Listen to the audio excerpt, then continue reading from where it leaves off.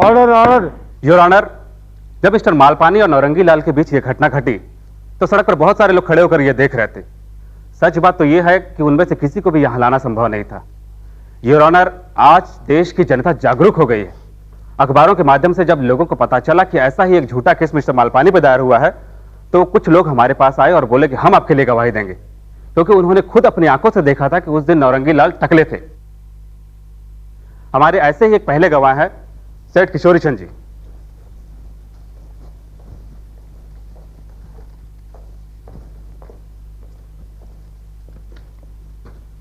इस गीता पे रख के कसम खाता हूं, जो कहूंगा सच कहूंगा, सच के सिवा कुछ नहीं कहूंगा। हाँ, तो सेठ किशोरी चंद जी ये बताइए कि 26 जून को जब आपने मिस्टर मालपानी और नौरंगी लाल को झगड़ा करते देखा था, उस समय नौरंगी लाल कैसे थे? एकदम टकले थे जनाब, सर सफा चट, पर दाद देनी पड़ेगी इनको। ये टकले होते हुए भी अपने आप को टकला मारने के लिए तैयार नहीं थे। Order order. Your witness please.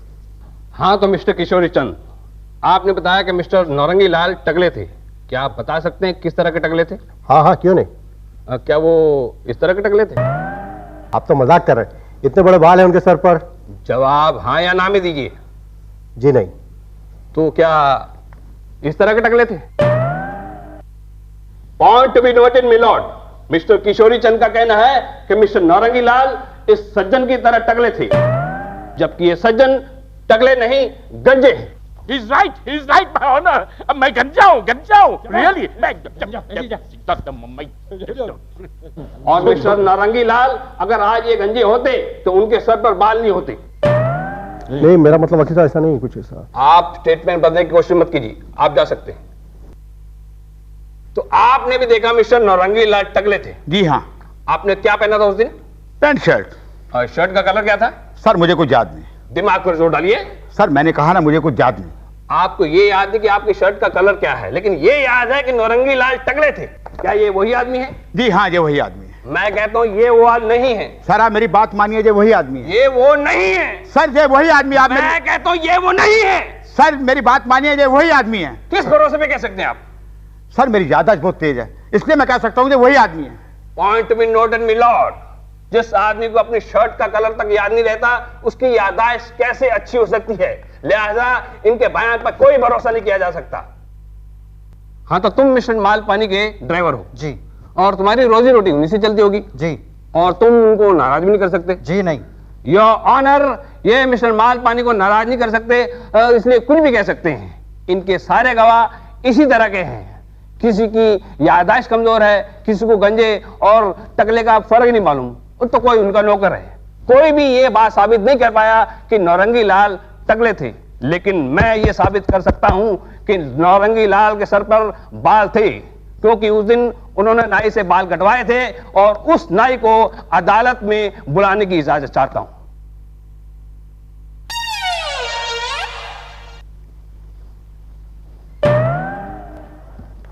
साहब मैं गीता की कसम खाता हूं, मैं जो भी कहूंगा सच कहूंगा। तुम इनको पहचानते हो? इनको मैं कैसा भूल सकता हूं साहब। कैसे जानते हो?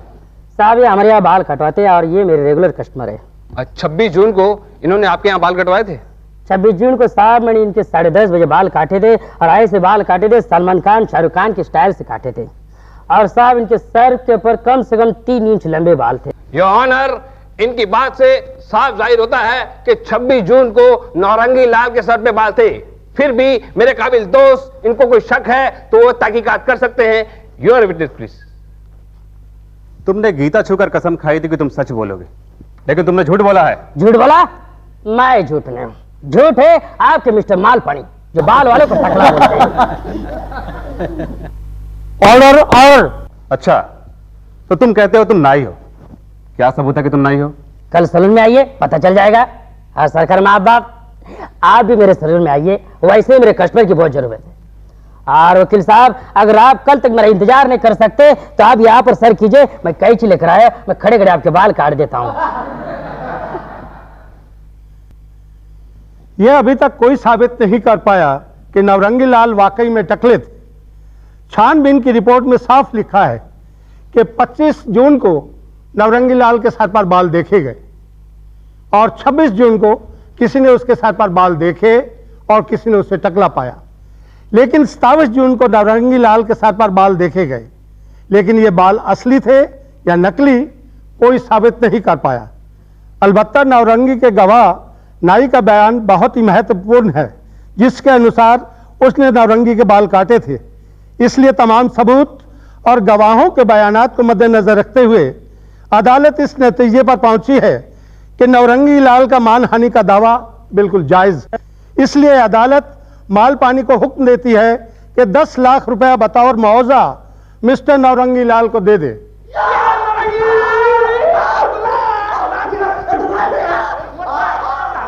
तुम्हारी मकान एक तो मैं केस हार गया, तुम मेरे को मारते हो। अरे मारता नहीं हूँ, वॉल से टपली लगाता हूँ। अभी एक काम करो, चेक बुक निकालो, 10 लाख का चेक फाड़ो। अरे किसके बाप का चेक है? मैं चेक तो अदालत में सबमिट करके आया हूँ और मेरे को पहले से मालूम था। मालूम है कि जहाँ ऐसा चालाक वकील होगा ना, उसी की जीत होगी। अरे क्या हमारे देश की हालत हो गई है, एक टकले को मैं टकला नहीं साबित कर सकता। अरे तुम साबित कुछ नहीं करोगे, साबित मैं करूंगा। बोलो क्या मालूम है? एक बुड्ढू दिखाई देते हुए होशियार लड़के को सब लोग के सामने मेरा बेटा साबित करूंगा।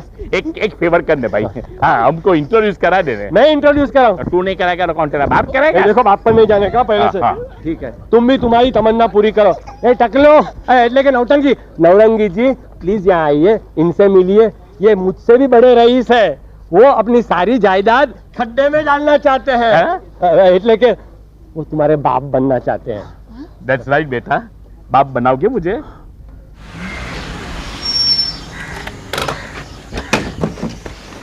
आओ बेटा, देखो ये बंगला, ये गाड़ी आज से तुम्हारा है। आज से तुम करोड़पति रईस बाटली वाला का एक लौटे वारिस हो। पर आप हमें ही क्यों वारिस बनाना चाहते हैं? क्योंकि तुम जैसे लड़के की मुझे तलाश थी, आज मिल गए। एक बार डैडी करके बुलाओ। तुम्हारे मुंह से डैडी शब्द सुनने मेरा दिल तड़प रहा है। नहीं नहीं, हम आपका दिल नहीं ना तड़पने देंगे। आज हमारे आप डैडी हैं। हाँ बेटे। डैडी जी देखो, आज से तुम करोड़पति हो गए। चाल दाल में करोड़पति बन जाओ। धंधा तो मैं तुम्हें धीरे धीरे सिखाऊंगा, लेकिन इसके पहले जाओ और खानदान का नाम रोशन करो। हाँ हम समझे नहीं। अरे सिंपल, एंजॉय योरसेल्फ। ये लो।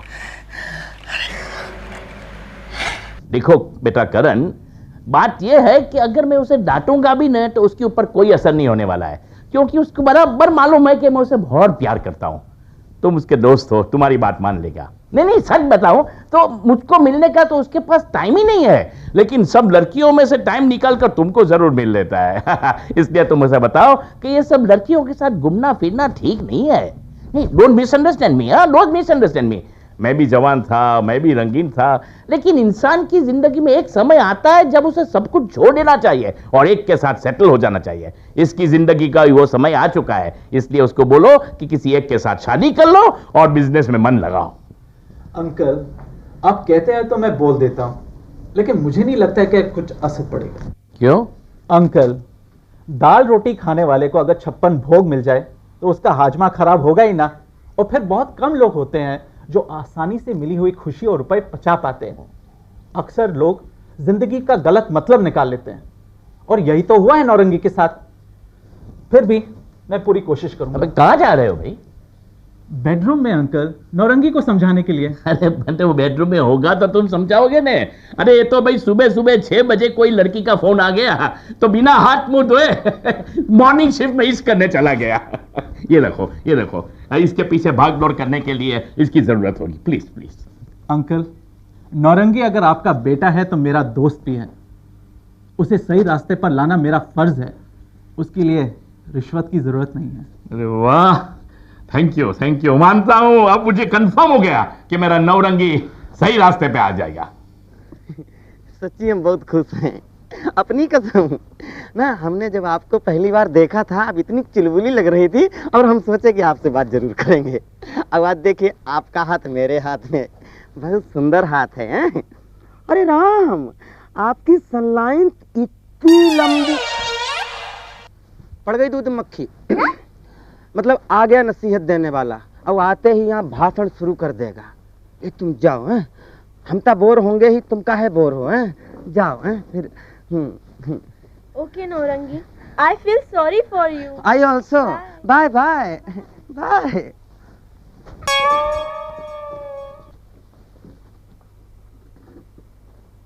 बहुत अच्छा किया तुम आ गए, हम बहुत बोर हो गए थे उससे। ये आवारागर्दी तुम बंद कर दो, नहीं तो तुम जिंदगी से ही बोर हो जाओगे। क्या बात करते हो? अंकल तुम्हारी वजह से बहुत चिंतित है। काहे चिंतित है? अरे तुम्हें जरा सोचना चाहिए ना। अरे भाई हम कहाँ सोचे? अरे तुम्हें जरा सोचना चाहिए कि तुम्हें एक जिंदगी में एक मौका मिला है अपने आप को बदलने का, और तुम हो कि बस लड़कियों के ही चक्कर में अपने ऑफिस जाओ, अपना बिजनेस संभालो, और तुम हो कि बस। एक्सक्यूज मी, यस, हम यहाँ पर बैठ सकते हैं? शौक से जरूर। ये आप ही का रेस्टोरेंट लग रहा है। Stupid idiot। मैडम आप जा रहे हैं? क्या आपके रेस्टोरेंट में एक शरीफ लड़की को बैठने के लिए कोई जगह नहीं है क्या? टेक माय एडवाइस, अगर ये रेस्टोरेंट चलाना है ना तो इन लुच्चे लफंगों का आना बंद कर दीजिए। Stupid idiot। बाय। बहुत तारीफ कर गई है ना तुम्हारी। जला रहे हो का? ट्रू लव ऐसे ही शुरू होता है शुरू में। हाँ? 1 मिनट पिन दीजिए। ये क्या कर रहे हो तुम? अरे गाड़ी का नंबर नोट कर रहा हूँ यार। अरे मगर वो क्यों? गाड़ी का नंबर मिल गया तो समझो घर का नंबर मिल गया, और घर का नंबर मिल गया तो समझो माई डार्लिंग का नंबर मिल गया। अरे डार्लिंग नहीं कहो, डार्लिंग कहो, डार्लिंग। अरे हाँ भाई डार्लिंग। अरे वो तुम्हारी डार्लिंग नहीं है। नहीं है तो हो जाएगी। अब आप क्या मुंह फाड़ करके हंस रहे हो? समझना तो दूर, वो तो मेरी बात भी सुनने के लिए तैयार नहीं था। मैं बोले जा रहा था और वो उस लड़की के ऊपर डोले जा रहा था। यही तो हुई हंसने वाली बात। तुमने क्या बताया कि वो लड़की शरीफ थी? वो तो है।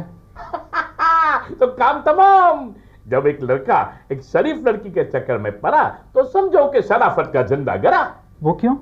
क्योंकि शरीफ लड़की के चक्कर में पहले तो हाथ पांव टूटते हैं, और बाई चांस गुड लक से हाथ पांव नहीं टूटे तो ऐसे चक्कर में बड़ा से बड़ा तिस्मा का भी शादी कर लेता है। पर अंकल इतने कॉन्फिडेंस के साथ कैसे कह सकते हैं आप? My experience, history repeats. क्योंकि एक जमाने में इसकी माँ को मैंने ऐसा ही बताया था। इसकी माँ? मेरी बीवी उसकी माँ हुई ना, मर गई है आज मर गई है, लेकिन आज तक मैंने किसी दूसरी लड़की के चक्कर में नहीं पड़ा।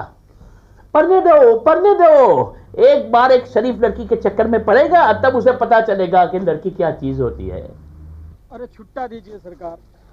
अरे आप के हाथ से बोहनी कर रहे हैं अभी तक। अरे और खाने वाले आप गाना गाइए पहले। अच्छा। गाना?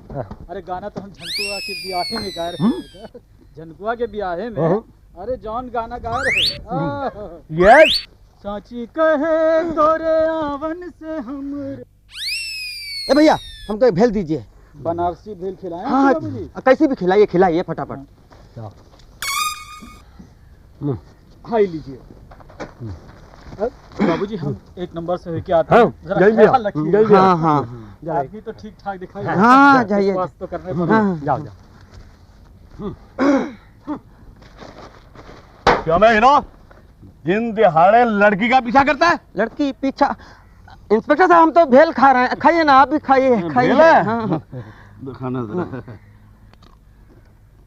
Tasty, very tasty. नमक जरा कम है। नमक साहब को नमक दीजिए। ये तमीज से बात करो, मैं क्यों नमक दूंगा? नमक और तेरा बाप देगा? देखिए इंस्पेक्टर साहब, बाप के नाम से मेरे को पहले से चिढ़ है, प्लीज बाप का नाम नहीं लेने का। तो फिर क्या तुम्हारी बीवी की बात करूं? एक तो बगैर लाइसेंस का ये तुमने खोंचा लगाया हुआ है। खोंचा?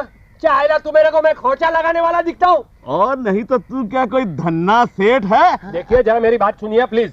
चल दफा हो जा यहाँ से, नहीं तो 7 साल के लिए अंदर कर दूंगा। उठा ले अपना खोंचा, उठा ले अपना खोंचा। मेरी बात सुनिए। अरे मैं तुम्हारी हड्डी पसली तोड़ के रख दूंगा। मैं यहाँ का इंस्पेक्टर हूँ, ये मेरा इलाका है। हाँ सर, मैंने आपका यूनिफॉर्म देखा, लेकिन मेरी बात तो। चलो उठा इसको। ये ऐसे नहीं मानेगा, निकाल हथकड़ी और बना ले इसे। प्लीज जरा आप हाथ लगाइए। मैं हाथ लगाऊं? तेरी तो मैं। इंस्पेक्टर साहब हम हाथ लगवा देते हैं, हमारा किया धरा है। ये भी उठाइए। इधर है। जल्दी जा, सब गिरवा दिए यहाँ से। जल्दी जाइए, साहब की बात माने करिए यहाँ से। फटाफट जाइए। नॉनसेंस, साहब बोल रहे हैं। ये मैं कहाँ फंस गया? कैसे फंस गया? क्यों फंस गया? अरे ससुर के नाती, अरे हंसते के जान से मार देंगे। हम बिहार में रहने वालों को। अरे हमारे खोपचो है। पुलिस बाबू। तुम यहाँ क्या कर रहे थे? अरे साहब हम तो भेलपुरी खा रहे थे। खाइए ना, आप खाइए। भेलपुरी। इंस्पेक्टर, मैंने आपको ये सब करने के लिए नहीं बुलाया, बल्कि इसलिए बुलाया क्योंकि सुबह से ये आदमी मेरा पीछा कर रहा है। क्यों भाई साहब, आप इसका पीछा कर रहे थे? पीछा? हमको देख के लगता कि हम पीछा कर सकते हैं। लगता तो बिल्कुल नहीं, लेकिन ये लड़की तुम्हारी कंप्लेंट कर रही है। अरे साहब, कंप्लेन तो हम भी कर सकते हैं कि ई हमारा आगा कर रही थी, हमने किया? बिल्कुल नहीं, मैं तो कब से यहाँ पर खड़ा हूँ, तुमने कोई कंप्लेंट नहीं की। ये तो वही वाली बात हो गई, अपना पूत पुतंगड़ दूसरे का पूत धतिंगा।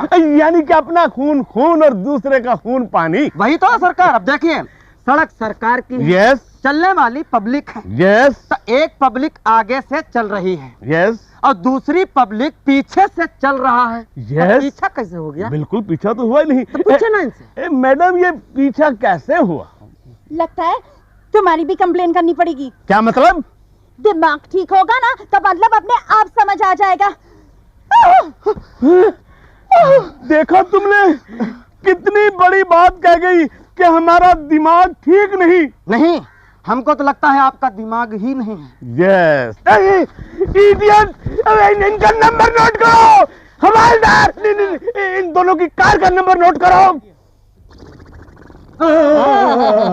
आराम हुआ? अरे क्या खाक आराम हुआ, बड़ा बेदर्द था वो खोमचे वाला। जब मारना शुरू किया तो धोबी पाट पटक पटक के मारा, और जब वो थक गया तो उसकी बीवी ने मारा। कैसी थी बीवी? अरे बीवी अच्छी थी पर मार बहुत बुरी थी, और वो थक गई तो उसके डजन भर बच्चों ने मारा। तो पब्लिक भी मारने वाली थी जब ये करण ने आया, मुझे बचाया और यहाँ लेके आया। अंकल, मैं आंटी को बुलाऊं? अरे पागल हो गया, जाओ डॉक्टर को बुलाओ। जाओ डॉक्टर को बुलाओ। बाटली, जब मेरी चौथी बीबी अगर ये मेरे घाव के दाग देखेगी तो न जाने वो क्या कहेगी। कुछ नहीं कहेगी, आई एश्योर यू, कुछ नहीं कहेगी। लेकिन जब उसको पता चलेगा कि तुमको वो खोमचे वाले की वाइफ ने मारा, तब उसको डाउट आएगा और वो भी मारना शुरू करेगी। नहीं, प्लीज, मैं और मार नहीं बर्दाश्त कर सकता, प्लीज। डोंट वरी, मैं मलहम पट्टी लगाकर तुमको मार बर्दाश्त करने लायक बना दूंगा। नहीं, उसको नहीं, जाओ तुम्हारे बेटे को मार बर्दाश्त करने लायक बनाओ। सब उसी के कारण तो हुआ है, जब से उसका मनहूस थोबड़ा देखा है ना मैंने। आराम हुआ? खाक आराम हुआ। इसी के कारण ये जेल, ये हथकड़ी, ये कोर्ट, ये केस और ये पिटाई, अब सिर्फ फांसी का फंदा बाकी है। लेकिन मैं उसके पहले मैं उसको खत्म कर डालूंगा, उसके हाथ पांव तोड़ डालूंगा। उसको मालूम नहीं मेरे अंदर कितना पावर है। हाँ, वो तो दिखाई देता है। ये पावर है ना, तुम्हारी पांचवी बीवी के लिए रखो। लेकिन ये है ना, नौरंगी का हाथ पांव टूटने वाला ही है। सच? कौन तोड़ने वाला है? वही लड़की जिसकी वजह से तेरा हाथ पांव टूटे। आराम हुआ? अरे खाक आराम हुआ। गरम है, इधर लगाओ। अरे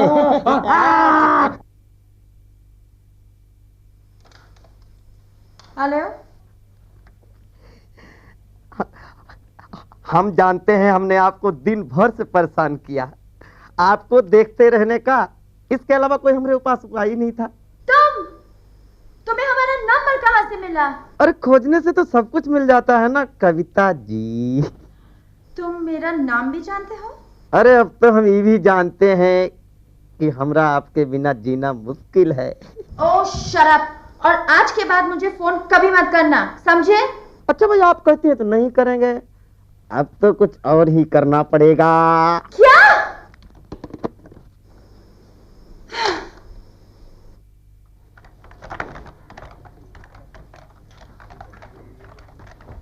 नमस्ते। नमस्ते सर, कहिए क्या सेवा करें आपकी? वो जो मैडम है ना, दिख रही है आपको? जी हाँ।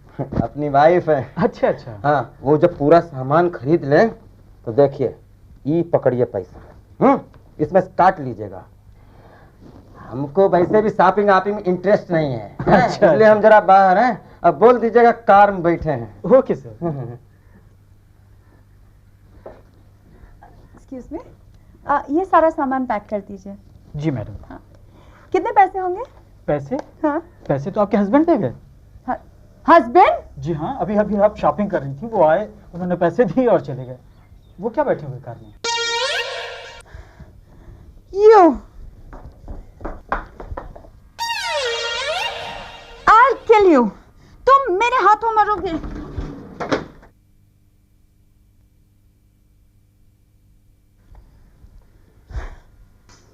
हेलो, हम नौरंगी बोल रहे हैं। तुम्हारी ये हिम्मत कि तुमने मुझे अपनी वाइफ बोला? प्लान करके नहीं ना बोले, वो मैनेजर से बतियाते समय दिल की बात जबान पर आ गई। वो कहा है कि हमको बहुत शौक था कि हम आपको कुछ तोहफा दें। आप खरीदारी कर रही थी ना, तो हमने सोचा कि हम पैसा दे देंगे तो आपको आपके पसंद का तोहफा मिल जाएगा। हम शायद दिखते अच्छे नहीं हैं और हमरे जवान में भी मिस्टेक है। हमारा कद काठी भी आपके जैसा नहीं है, लेकिन हम आपसे अब क्या कहें, अब फोन बतियाते भी तो नहीं बनता है। हेलो, सुन रही हैं ना आप? हेलो, क्या हुआ, कोई आवाज ही नहीं आ रहा है, कहीं कट तो नहीं गया ससुर?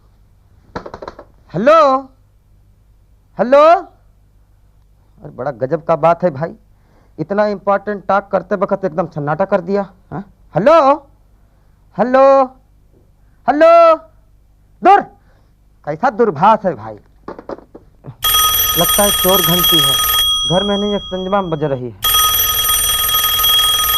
चल भैया नवरंगी फिर से लगा ले, तेरी अटकी है।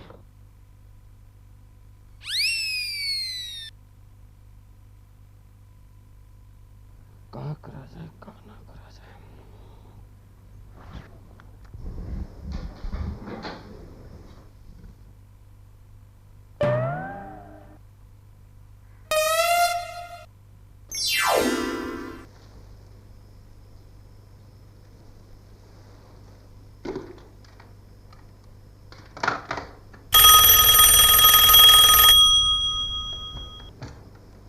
हेलो, हम नवरंगी बोल रहे हैं। तुम इतनी सुबह? हम आपको रात भर से फोन करते रहे और आपका फोन है कि लगता ही नहीं है। तुम ये सब क्यों कर रहे हो? अब सब बात फोन पर ही बता दें। शाम को पुराने वाले रेस्टोरेंट मिलिए ना। देखिए नहीं ना बोलिएगा, हम आपका वेट करेंगे। अरे तुम जो कहोगे मैं खिलाऊंगा। आज दोस्त मैं बहुत खुश हूँ, आज मेरी चौथी बीवी का पहला बर्थडे है। क्या क्या मतलब? यानी कि मेरे साथ शादी करने के बाद खाना है ना बेटा।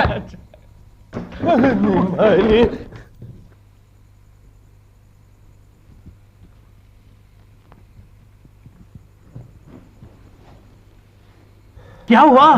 आज खून हो जाएगा, मर्डर हो जाएगा। मैं बहुत खतरनाक आदमी हूँ, उसको नहीं मालूम मेरे अंदर में बहुत पावर है। मैं आज उसका कत्ल कर डालूंगा। अरे पर टेबल के नीचे बैठकर किसको कत्ल कर रहे हैं आप? उस शैतान को। अरे नौरंगी? हाँ नौरंगी, वो आया है ना, जरूर मुझे परेशान करेगा। आज मैं उसे नहीं छोड़ूंगा, नहीं छोड़ूंगा, नहीं छोड़ूंगा। अगर उसने परेशान किया था मैं भी नहीं छोड़ूंगा उसे। सच? यानी कि तुम मेरे साथ हो? अरे सच। अरे मैं आपके साथ हूं तभी तो मैं टेबल के नीचे बैठा हूं। मगर मगर हमको आपको कुछ करने की जरूरत नहीं है। क्या मतलब? अरे वो देखिए कौन आ रहा है। हमको विश्वास था कि आप जरूर आएंगे, बैठे ना। यही तो मौका है उसको पीछे से छुरी से मार डालने का। यस। अरे और अगर चूक गए तो? यस, दफा 307 अटेम्प्ट टू मर्डर। उसका वकील बहुत शातिर है, वो मुझे जरूर 7 साल की सजा दिलवाएगा। इसका मतलब मैं जेल के अंदर और मेरी चौथी बीवी जेल के बाहर।